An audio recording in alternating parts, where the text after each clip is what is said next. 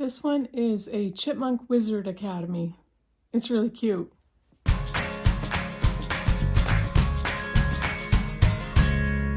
Booktube, it's Kim at Middle of the Book March. This is my Bookish week for Sunday, April 6th. Yep. I didn't finish anything last week, and I have 2 books that I'm currently reading, and I'll quickly show you them, but I figured, why not do a book haul? You know, why not take this time to do a book haul? Book hauls always make me happy. They made me happy buying the books, and they make me happy showing you the books. The pile I'm going to show you, there are quite a few. I did not buy these all at once. The majority of them are thrifted or used. There are a few exceptions, and I've probably, I don't know, I think these have been books that I've bought over the year so far, so the last 3 months or so. So very quickly, I'm going to be done with Les Miserables possibly by the time you watch this video. No, that's not true, because I'm filming on Sunday and I'm going to post it on Sunday. So I will be done with this, I think, Sunday night. And this is for the Critical Chicks in Real Life Splinter book group of big, long classics. So I'll be finished with that one. We've been reading that for 2 months, I think. And then I got further along, as I get the dust off of this book, I got further along in King, A Life by Jonathan Eig. This is the biography of Martin Luther King Jr. And yeah, I did get a lot further along. I'm still reading. I'm trying to read at least a couple of pages a day. I got to be honest with you, nonfiction is not my go-to genre, and I don't often reach for nonfiction unless I'm very purposeful about it. So when I do pick one up, either it's so compelling that I will not put it down, or it's a book like this where it's a pretty big book, and I'll read a little bit at a time. I'll take it in small bites. But I really wanted to read this book, so that's why I'm sticking with it. And it's very good, very well written, very engaging. So let's get to the book haul, and I'll show you the books. I'll let you know as I show them to you, which ones I bought new or thrifted or used. And what was I going to say? Yeah, I don't remember what I was going to say. Oh, these are in no particular order. I'm just picking them up off a pile. The first book, I have seen this all over Booktube, and several of my favorite Booktubers have just praised this book endlessly, and I thought it's time I bought it. However, I believe I may have already bought it in the past and somehow unhauled it during my move last year, and I don't know why, but I think I may have. I don't remember. This is Leonard and Hungry Paul by Ronan Hession. This one I bought new. And I first saw this on Brian's channel, Brian from Bookish. And I have since seen it several times on Pat's channel, Book Chat with Pat. And I could not resist buying this because both of them are incredible booktubers and they both love this book. So I had to. It's a debut novel. Popular Irish musician Ronan Hession tells the story of 2 single 30-something men who still live with their folks and who are nice. They take care of their parents and play board games together. They like to read. They take satisfaction from their work. They are resolutely kind. And they realize that none of this is considered normal. So I'm really looking forward to this one. When some of my favorite booktubers praise something that highly, I had to listen. So I got to get my other pair of glasses out of the way. All right, let's see. This is another book that I bought new, and it is so gorgeous. It is so beautiful. I think I bought this new because, that would be superficial, because of the way it looked. But no, I bought this new because it came up on a recommendation somewhere, and I think I saw it on bookshop.org, and I said, I have to have it.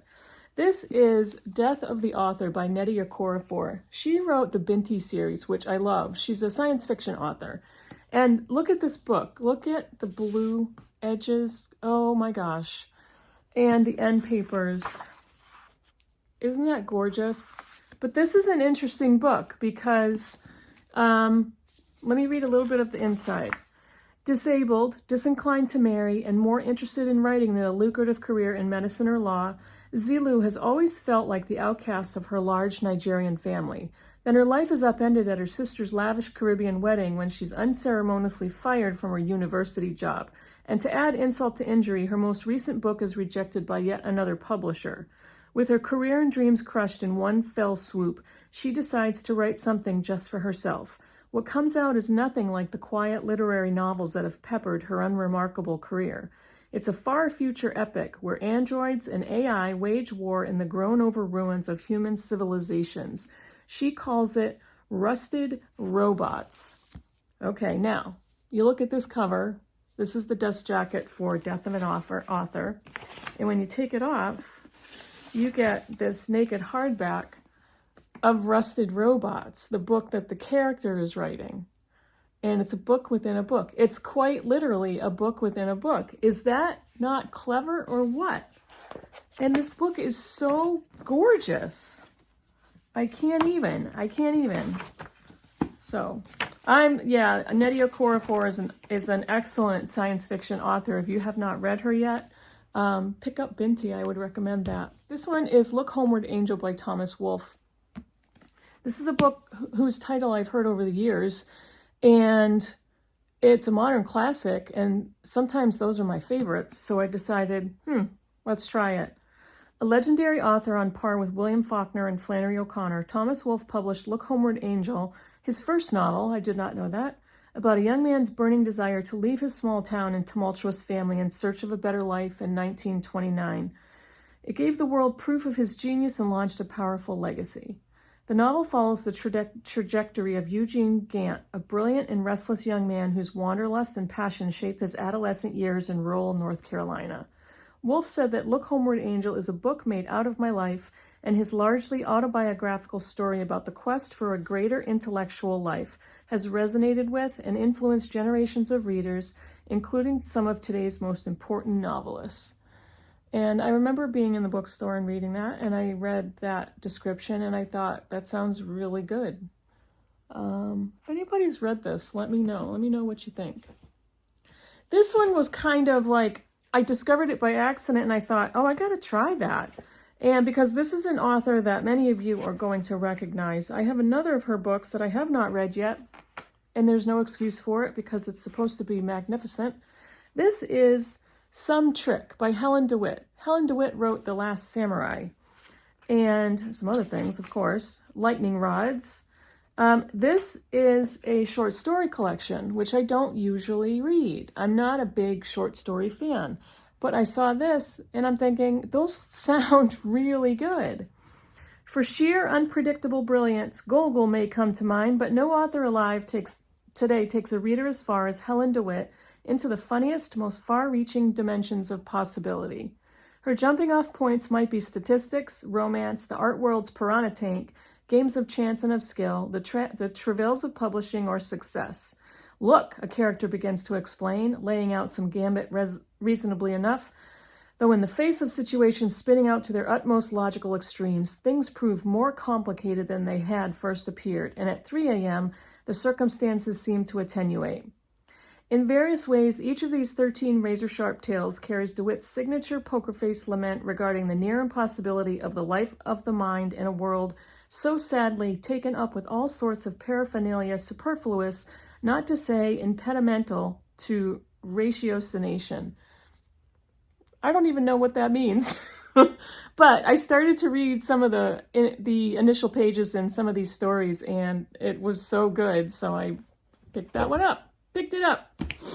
These two are Book of the Month Club books that I've got a strained relationship with Book of the Month Club. I've been off on for years. And a lot of times I get back on because they have a book that I am dying to get. And I will renew my membership because I want to grab one or two books, and then I'm there for a couple of months and I don't like anything, and then I quit again. But I got these two and I was not sorry because these two were highly anticipated for me. This is Eowyn Ivy's third novel. This is Black Woods, Blue Sky. And I read the Snow Child of hers and loved it. And I believe her second one is The Bright Edge of the World. I have not read that one yet. But this one, I believe those are three. Yeah, this is her third novel. Birdie's keeping it together, of course she is. So she's a little hungover sometimes, and she has to bring her daughter Emmeline to her job waiting tables at an Alaskan roadside lodge. Still, she's getting by as a single mother in a tough town. But Birdie can remember happier times from her youth when she was free in the wilds of nature. Arthur Nielsen, a soft-spoken and scarred recluse who appears in town only at the change of seasons, brings Emmeline back to safety when she gets lost in the woods. Most people avoid him, but to Birdie, he represents everything she's ever longed for. She finds herself falling for Arthur and the land he knows so well. So, I'm really looking forward to reading her second book and reading this book, but that one and this one are the reasons why I signed back on to Book of the Month Club, which I have since signed back off of. It's weird. I don't know. It's weird. Why do I do that? Why would somebody do that? This is Charmaine Wilkerson's second book, Good Dirt. Her first novel, Black Cake, I loved, and this is her second one. I was so happy when I finally saw that this was coming out. When 10-year-old Ebby Freeman heard the gunshot, time stopped. When she saw her brother Baz on the floor, surrounded by shattered pieces of a treasured heirloom, her life felt shattered as well. The crime was never solved. Ever since, the Freemans, one of the only black families in a well-to-do enclave in New England, have dreaded becoming the center of another media frenzy. But when now-grown Ebby's high-profile romance falls apart, that's exactly what happens. Ebby flees to France only for her past to follow. As she processes the shock, she begins to think about the other loss her family suffered that day, the stoneware jar that had been in their family for generations. Brought north by an enslaved ancestor, soon Ebby realizes that the handcrafted piece held more than just her family's history. It might also be the key to claiming a new future. So, Charmaine Wilkerson is a really good writer, and her debut Black Cake was great, so I loved it when I saw that was coming out. I think now, with the exception of one book, we're getting to the used and the thrifted books, and these are a lot of fun for me to buy. I love buying used and thrifted books. I love buying books that are bargain books that maybe are remainder, but I love when I can find used books in a store or a thrift shop. A lot of these I bought online, but so many of them I can walk into a Goodwill and walk out with a couple of books. Goodwill sells books at all different prices, but usually the books I buy are anywhere from $1 to $3. And I will order some of these online. I always find great books in amazing conditions for a few dollars, and that's one of the things I love to do. This one is a middle grade book, and I was in a mood where I wanted to read something super fun and something that has stood the test of time. And I don't know why, but this was recommended to me. This is Inkheart by Cornelia Funk, and I absolutely love this cover. I saw the spiders on the cover, and I thought they were marks about something. This one's not a spider. That's like a beetle. That one's a spider. And then when I realized it was a spider, I'm like, oh my gosh, is that a real spider? Is it a smush spider on my book? Imagine it were possible to bring the characters from a book to life. Not like when someone reads a book with such enchantment that the characters seem to jump off the pages and into your bedroom, but for real. Imagine they could actually climb out of the pages and into our world. Then imagine if those characters brought their world into ours. That's all I'm going to read. I think I may have bought this one because, and there's the naked hardback. It's the same art as on this dust jacket, which I love. I think I was like researching books about books for a reading project, and this came up, and I'm like, I really want to read it, and I think it would be so much fun. And why wouldn't I want to read a book that's going to be fun? Who cares if it's not written for people my age? Who cares? I can read anything I want. This book is a weird one for me, I think. And only because I saw this copy and I thought that is so beautiful. I've heard of this book for a long time. It's like one of my favorite formats. It's a paperback with French flaps and deckled edges. And this was published in 2000, I believe. And I may get these names wrong. This is Perdido Street Station by China Miéville. And I've heard some things about this book, and normally I don't think this would be a genre that I would gravitate towards. But again, it sounded good. It sounded really good, and that's why I buy books, isn't it? Beneath the towering bleached ribs of a dead ancient beast lies New Crobuzon, a squalid city where humans, remaids, and arcane races live in perpetual fear of Parliament and its brutal militia. The air and rivers are thick with factory pollutants and the strange effluence of alchemy, and the ghettos contain a vast mix of workers, artists, spies, junkies, and whores. In New Crobuzon, the unsavory deal is stranger to none, not even to Isaac, a gifted and eccentric scientist with a penchant for crisis theory. Isaac has spent a lifetime quietly carrying out his unique research, but when a half-bird, half-human creature known as the Garuda comes to him from afar, Isaac is faced with challenges he has never before encountered. Though the Garuda's request is scientifically daunting, Isaac is sparked by his own curiosity and an uncanny reverence for this curious stranger. Tell me if you've read this, and is this kind of an urban fantasy type of a thing? I would love it if it is, because I think that's what I was going for. And I absolutely love this copy. I love this copy.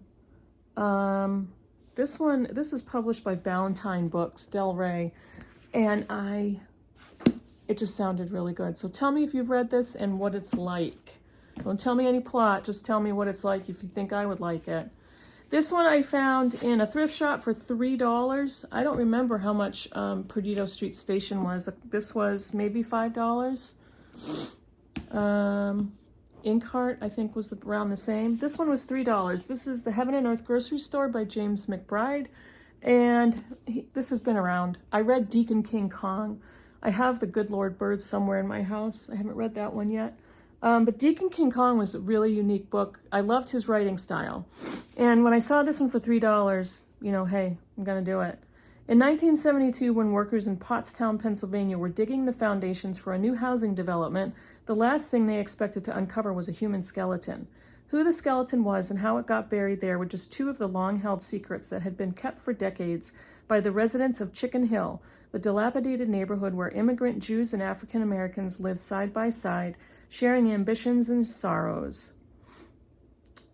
Chicken Hill was where Moshe and Chona Ludlow lived when Chona ran the Heaven and Earth Grocery Store, which served the neighborhood's quirky collection of blacks and European immigrants, helped by her husband Moshe, a Romanian-born theater owner who integrated the town's first dance hall. I'm not going to read the entire description on each of the blurbs, but I just couldn't remember all of the descriptions of all of these books, so that sounds really good. And I am usually not in a rush to buy new releases. This one was published in 2023. Again, when I see it at that price, I usually will go for it. This one is one of a few nonfiction. I think I bought 3 nonfictions. This is one of them. And this was like, again, $3, I think. Excuse me, I'm gonna yawn. Oh, it's not you, I swear. This is The Falcon Thief, a true tale of adventure, treachery, and the hunt for the perfect bird by Joshua Hammer. Picture, look at the picture, it's so pretty. And it's a true crime adventure about a rogue who trades in rare birds and their eggs, and the wildlife detective determined to stop him. This reminded me of The Feather Thief, nonfiction book that I read a few years back. And a nonfiction true crime mystery is so good. And I have a feeling that this will read like a novel, and if it does, it's a complete success for me. But it looks really good, and it's in wonderful condition. Any used books I buy are typically in pristine condition, and this is no exception. So, I bought 2 books by the same author. They were both bargain books. Yeah, they were both either bargain. I think I got them for $5 maybe. This one, I think, is one of her newest ones. Let me see the publication date. This is 2023. This is The Witch King by Martha Wells. Martha Wells wrote the Murderbot series, and I read the first one of that, and I really loved it. I just am not a series person, so I never continued with it. But that series is all over BookTube, and it's super fun. It's a really fast read. But she wrote that, and this is The Witch King. After being murdered, his consciousness dormant and unaware of the passing of time while confined in an elaborate water trap, Kai wakes to find a lesser mage attempting to harness Kai's magic to his own advantage. That was never going to go well. But why was Kai imprisoned in the first place? What has changed in the world since his assassination, and why does the Rising World Coalition appear to be growing in influence? That sounds good. I love it. I love a combination of kind of sci-fi and fantasy, and that's what this sounds like. Yeah, and I love the title, The Witch King. The next one is by Martha Wells, and this is a bind-up for 2 novels. I don't know. I'm hoping it's not like there's more to the series and I just didn't realize that. Let's see. This is... No, I think this is... Yeah, this is a collection of 2 novels, which is good. So it's complete. It's a bind-up of 2 novels. This is from Martha Wells, the book of Isle Rien. Don't know if that's the right pronunciation. It's 2 books, The Element of Fire and The Death of the Necromancer. Really love this cover. Let's see. The kingdom of Isle Rien lies in peril, menaced by a sorceress' threats and devious intrigue, when Cade, bastard sister of King Roland, appears unexpectedly at court. The illegitimate daughter of the old king and the queen of air and darkness herself, Cade's true desires are cloaked in mystery. It falls to Thomas Boniface, captain of the Queen's Guard, to keep the kingdom from harm. But is one man's steel enough to counter all the magic of fairy? Yep, that's a book for me, and I'm not going to read the description of the second book, which is The Death of the Necromancer. The first one is The Element of Fire, and then The Death of the Necromancer. Don't want to read any description of the second book. I don't want to ruin it for myself. Let's see. I read The Frozen River by Ariel Lahan for my book group last month, and I really loved it. And that was the true story, not a true story, it's based on a true story, that's a novel, based on a true story of Martha Ballard, a midwife in the late 1700s. And because of that, I bought this book, which is the nonfiction book that was based on. This is A Midwife's Tale, The Life of Martha Ballard, based on her diary, 1785 and 1812, by Laurel Thatcher Ulrich. And this is the book that The Frozen River is based on, and she has actually the same name. Between 1785 and 1812, a midwife and healer named Martha Ballard kept a diary that recorded her arduous work. In 27 years, she attended 816 births, as well as her domestic life in Hallowell, Maine. On the basis of that diary, Laurel Thatcher Ulrich gives us an intimate and densely imagined portrait, not only of the industrious and reticent Martha Ballard, but of her society, a portrait that sheds light on its medical practices, religious squabbles, and sexual mores. At once lively and impeccably scholarly, A Midwife's Tale is a triumph of history on a human scale. So I've seen this book has been around for a while, and I've seen it for a long time. This was published in 1990, and it's a Pulitzer Prize winner. So I'm really thinking this is going to be good. And reading this will add to my experience of The Frozen River, and I think it's going to be a success for me. This book I found in my local grocery store. A couple of my grocery stores often have either bargain bins or used book bins for really great prices. And I found this one and I thought, well, I don't know if it's typically the type of book that I buy. I believe this is historical fiction. And I'm not that big of a historical fiction person, but this one looked good and it was the right price. And it's about a bookshop, The Mayfair Bookshop by Eliza Knight. It's a novel of Nancy Mitford and the Pursuit of Happiness. And it's a dual timeline, 1938 and present day. 1938, she was one of the 6 sparkling Mitford sisters known for her stinging quips, stylish dress, and bright green eyes. But Nancy Mitford's seemingly dazzling life was really one of turmoil. That's all I'm going to read about that. Present day, when book curator Lucy St. Clair lands a gig working at Haywood Hill, she can't get on the plane fast enough. Not only can she start the healing process from the loss of her mother, but it's a dream come true to set foot in the legendary store. Doubly exciting, she brings with her a first edition of Nancy's work, one that has somewhat mysterious inscription from the author. So, that's all I'm going to read. It goes on. So that looked really good and looked like it would be a fun read.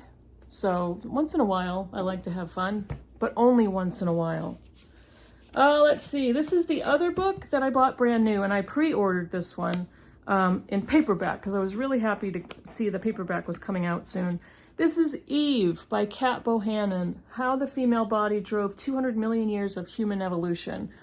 Now, you may think there's some conflict in this title because I am a Christian with a religious seminary background. I was a volunteer pastor for a few years. So what do I think about creationism versus evolution? And I feel like there's room for both and we all have questions. So why not? There's no conflict for me in this title or in this topic, and I think it's fascinating. So so many of my booktube friends have loved it. Why do women live longer than men? Why do women experience menopause? Why are women more likely to get Alzheimer's? Why do girls score better in every academic subject than boys until puberty, when suddenly their scores plummet? And does the female brain really exist? In Eve, Kat Bohannon answers questions scientists should have been addressing for decades. Amen, sister. With boundless curiosity and sharp wit, she covers the past 200 million years to explain the specific science behind the development of the female sex. Eve is not only a sweeping revision of human history, but also an urgent and necessary corrective for a world that has focused primarily on the male body for far too long. Yep. And this is one of those nonfiction books that I'm excited to pick this one up. And as I do book hauls, everybody should understand I have no calendar for when I'm going to read any of these. I don't know when I'm ever going to pick any of them up. I pick up books at a whim, and I don't know. I don't know when I'm going to pick any of them up. So I hope you're not disappointed when I tell you I don't know when I'm going to read it. This one I found at a thrift store. It was brand new for $3. It's one of those stores that has like a couple of shelves of random books for $3, and I found it. This is New People by Danzy Senna. Danzy Senna wrote Colored Television, which I have and I haven't read yet. But fun fact, she is the wife and partner of Percival Everett, and she's a well-regarded author on her own. And when I found this, I'm like, why am I finding this in a thrift store? It's a brand new book. Let's see. As the 20th century draws to a close, Maria is at the start of a life she never thought possible. She and Khalil, her college sweetheart, are planning their wedding. They are the perfect couple. King and queen of the racially nebulous prom. Their skin is the same shade of beige. They live together in Brooklyn, where Khalil is riding the wave of the first .com boom and Maria is plugging away at her dissertation on the Jonestown Massacre. They're even landed a starring role in a documentary about new people like them, who are blurring the old boundaries as a brave new era dawns. Everything Maria knows she should want lies before her, yet she can't stop daydreaming about another man, a poet she barely knows. This is a very short book, too. So, really happy to find this one. And the last book is a beloved book all over BookTube. I got a used copy it is so well preserved. It is such a gorgeously kept book. It's paperback with French flaps and deckled edges, and this is a book that so many people love, A Tree Grows in Brooklyn by Betty Smith. There's so many versions of this book, and I wanted to get a used copy, and I kept looking I think I got it on Thrift Books, and I kept looking, Thrift Books will have the pictures. And there were so many editions of it, and I found this one, and this is kind of one of the ones I wanted to find because I also knew it was in the format that I liked, and very, very happy to get this. I think I started reading this for my book group many, many years ago, and I don't think I ever finished it. And I'm very happy to say that I really want to read it, and I'm so glad that I found this copy. This is a young girl's coming of age at the turn of the century. It's a poignant and moving tale filled with compassion and cruelty, laughter and heartache, crowded with life and people and incident. It's the story of Francie Noland in her bittersweet formative years in the slums of Williamsburg, and has enchanted and inspired millions of readers for more than 60 years. Really happy to get this one with the French flaps and the deckled edges. Really, really, really wonderful book in almost brand new condition. That's it. That's my book haul for this bookish week, because I didn't finish anything and I have 2 books on the go and I can't talk about either of them. So let me know in the comments below if you've read any and what you think, and I will see you all in the next video. Bye, everybody.